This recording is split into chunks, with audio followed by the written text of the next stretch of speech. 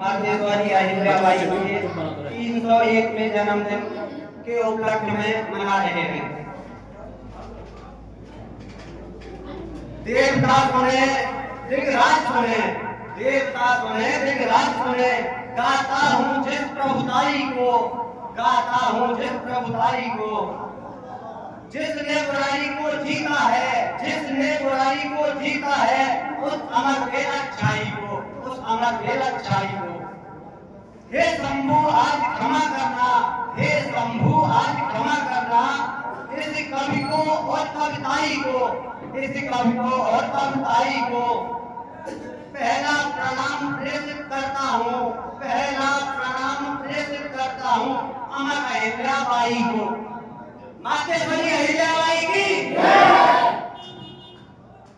सर्वप्रथम जो समाज, जो वर्ग, जो धर्म अपने बुजुर्ग पुरखों का सम्मान नहीं करता, वो समाज, वो वर्ग मिथ्या है।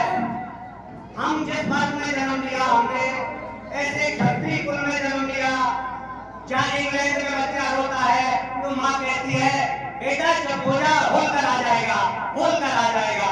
जिस वंश में हमने जन्म लिया है, जिस वंश में हमने जन्म लिया है।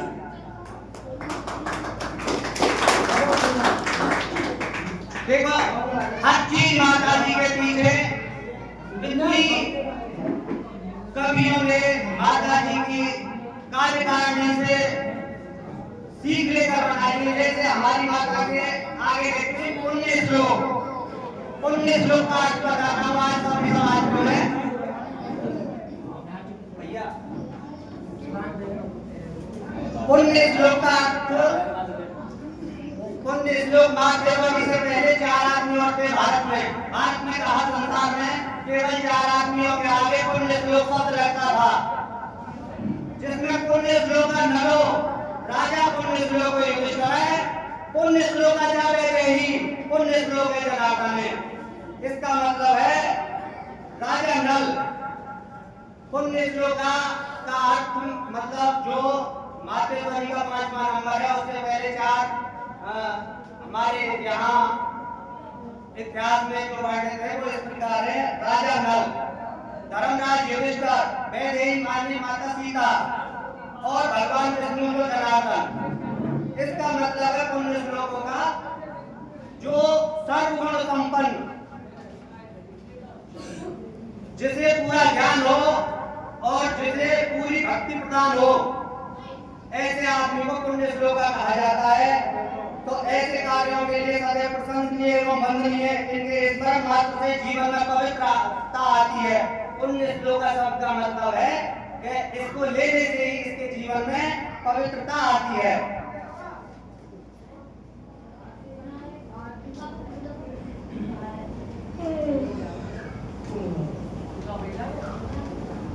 मातेश्वरी के बारे में भैया राजा राम ने जो बताया, पिताजी ने बताया कि ऐसी न्याय की मूर्ति जिसने अपने बच्चे को गाय के बछड़े के रूप में समर्पित कर दिया हो, ऐसी देवी धन्य है। और ऐसी जात पात में हमने जन्म लिया है कि हमें गर्व होता है कि हम ऐसी क्षत्राणी और क्षत्रियों के वंशज हैं कि जहां हमारे पुरखों ने त्याग की मिसालें आपके सामने पेश की हैं। मातेश्वरी ने 12,786 मंदिरों का निर्माण कराया था हिंदुस्तान में। ऐसी देवी धन्य है। भगवान विष्णु के प्रपौत्र वज्रनाथ जी के द्वारा या तो इस कलयुग में जो मंदिरों का निर्माण हुआ था, या हमारी मातेश्वरी के द्वारा इतने मंदिरों का निर्माण किया था। भारत के कोने कोने में हमारी माता ने जो मंदिरों का निर्माण, नेपाल में भी, विदेशों में भी माता जी के मंदिरों का निर्माण हुआ है।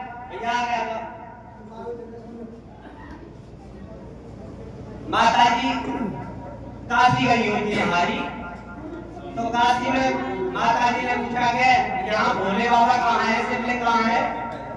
तो वहाँ किसी पंडा वगैरह ने बताया कि शिवलिंग तो कुआं में गिरी पड़ी है। माता जी ने कुआं की सफाई करवाई, कुआं से पानी निकलवाया, वहां कोई शिवलिंग थी नहीं। शिवलिंग तो नर्मदा जी में विसर्जित करती थी मुसलमानों में। तो माता जी को बड़ा पश्चाताप हुआ। माता जी वहां साधु संत जो पंडा वगैरह होते हैं अगर सामने लेके और माँ बैठ गई तब तक, तो वो पंडा कह रहे कैसी बात भी हो रही है, ये तो चूतिया बना देगी, नर्मदा नदी में कहती है किसी को उठा लाएगी, काशी वाली शिवलिंग कहां से मिलेगी।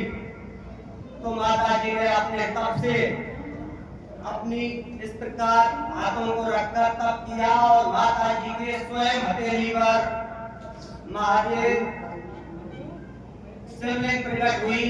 ऐसी हमारी माता भक्ति, इसके हम सब वंशज हैं। बहुत बहुत धन्यवाद यहाँ सभी का।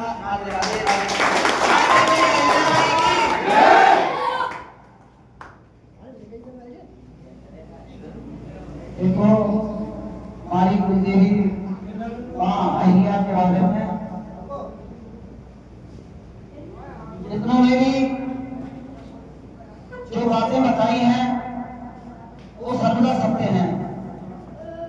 ऐसी ही भावुकती हमारी है कुलदेवी, हमको ज्ञात नहीं है, हमने किताबों में ज्ञानियों के मुंह से सुना है, हमारा जन्म तो नहीं था तब।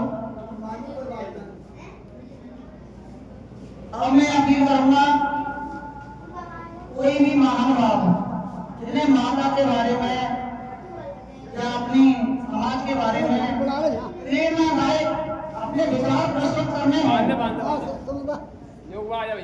तो साहस के साथ अपने विचार प्रस्तुत कर सकते हैं।